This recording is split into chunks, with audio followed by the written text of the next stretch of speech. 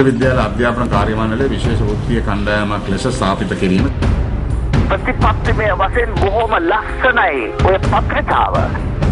රජය බැලුවා රජයෙන් කරන්නට පුළුවන් උපරිම.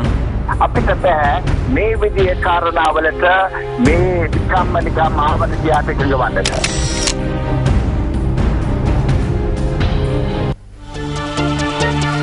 Hello there, very good evening to you. You're watching Primetime News live on News First. I'm Sonali Wanikababage. And I'm Nadim Majid. Let's start off with a look at your headlines tonight. Making headlines this evening, President Rajapaksa in Iran to attend the non-aligned summit.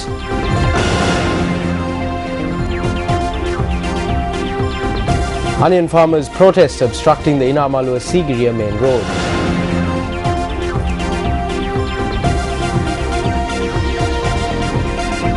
A special category of service created for university academics. මේ හරහා බලාපොරොත්තු වෙනවා එනි විශේෂ පිළිගැනීමක්. ප්‍රතිපත්තිමය වශයෙන් බොහොම ලස්සන ලියවිල්ලක් බව අපි පිළිගන්නවා. Now on to the stories in detail. Big onion farmers in Sigiriya carried out a protest in the Kimbisa area today. Our correspondent stated that the Inamalua-Sigiriya road was obstructed for a few hours due to the protest. The big onion farmers in Sigiriya gathered opposite the Kimbisa Agrarian Services Centre this morning and launched a protest demanding that the problems they face when selling their harvest be resolved. The farmers complained that they are not receiving a fair price from the centres that purchase their produce.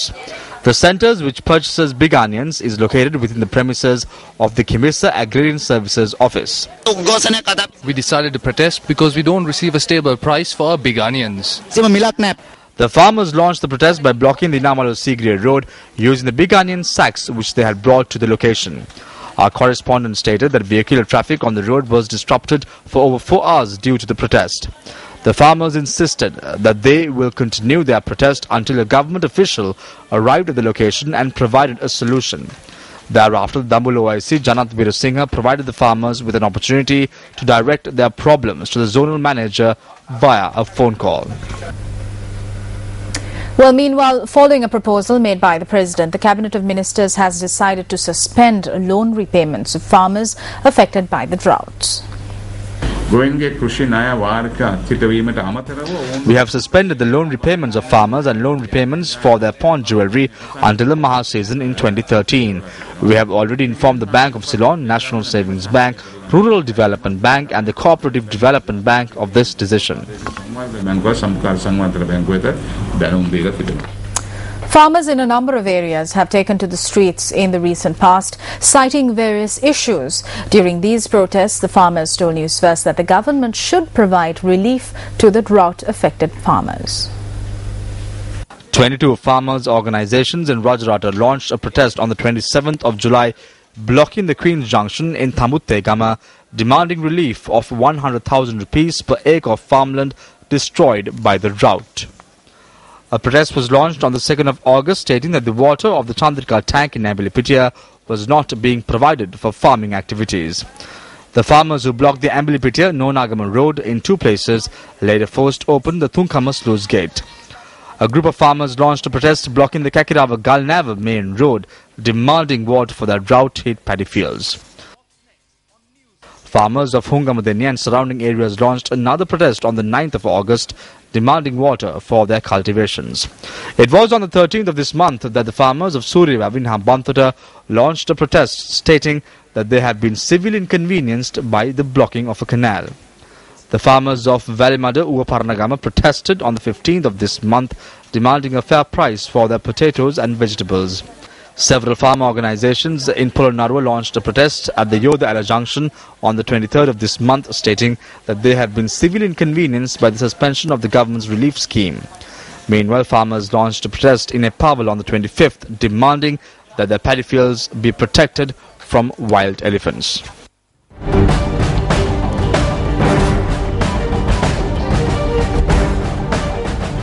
President Mahinda Rajapaksa arrived in Iran this morning to participate in the Non-Aligned Movement Summit, which is taking place in Tehran.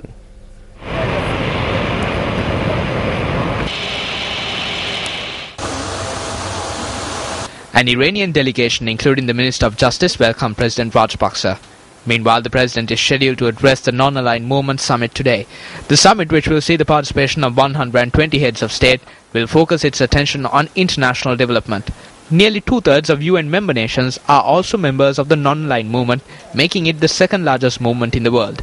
The presidential media unit stated that the president is due to hold bilateral discussions with several state leaders participating in the summit, including Iranian President Mahmoud Ahmadinejad.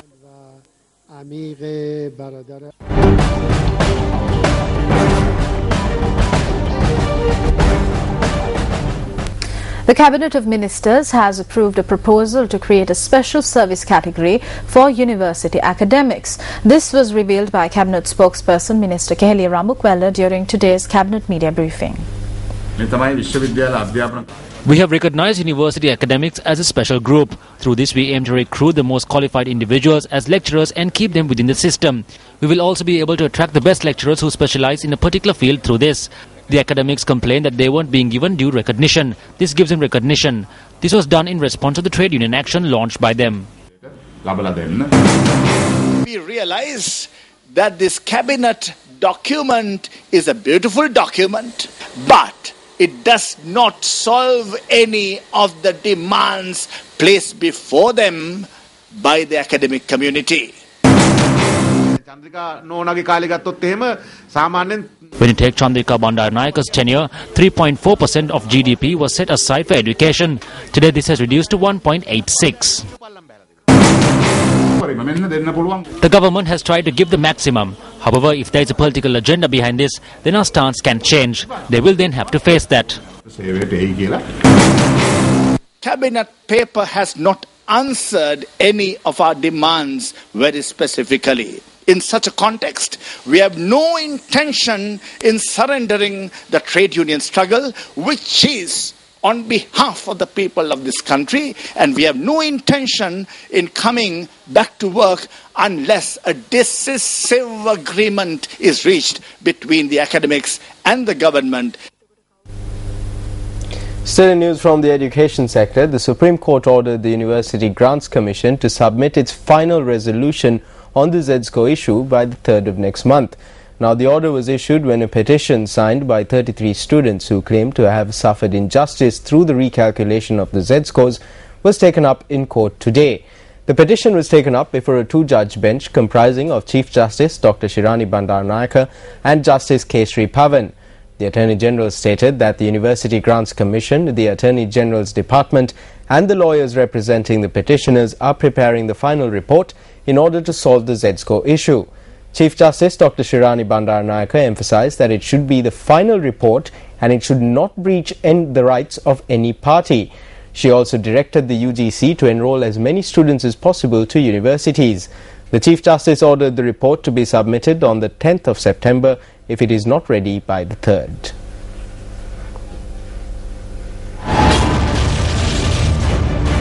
The 2012 A-level examination concludes. 277,671 students sat for the A-level examination this year. We will not get involved in marking answer scripts. We will not take on the responsibilities of the university lecturers in marking answer scripts. Under these circumstances, how could paper marking be 100% accurate? When will A-level paper marking commence? Well, time now for the newspaper cartoon of the day.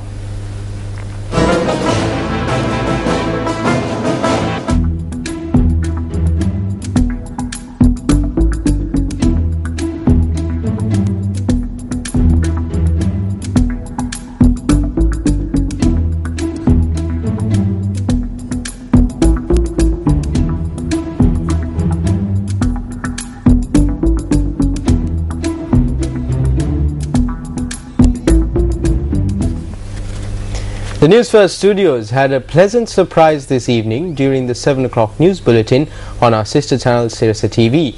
The surprise was an unannounced visit to the studios by former Army Commander Sarath Fonseca. A keen viewer of News First bulletins by his own admission, The former army commander did not hesitate when asked if he would like to be featured live on the Citizen News. News First anchor Roshan Watawala welcomes Sarath Fonseca into the studio. අප දැන් සූදානම් ඒ සුවිශේෂී අවස්ථාවට එළඹෙන්නට අප සරත් ෆොන්සේකා මහතා සමග රටේ පවතින තත්ත්වය පිළිබඳව කාලීන දේශපාලන වාතාවරණය පිළිබඳව මොහොතක් කතා කරන්නටයි බලාපොරොත්තු වෙන්නේ. Sir, it gives us great pride and honor to have you in our studio as a guest. I would like to give you the opportunity to express your views on the present situation in the country today. Sirasa renders an immense service in terms of creating awareness about factors which impinge on the welfare of the people. Therefore, we commend and praise Sirasa for the service that it is rendering on a daily basis. We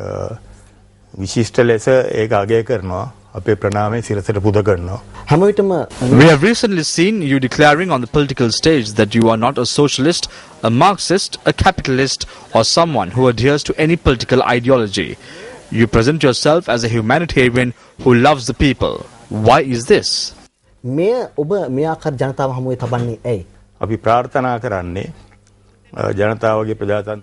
Our hope is to build a country for our future generation where the democratic rights of the people are protected, where people can live in happiness and freedom, a country devoid of corruption, a country where justice and fairness rule supreme, a country where the independence of the judiciary is upheld, and above all, a country with a religious foundation where morality and ethics are upheld. These are our goals.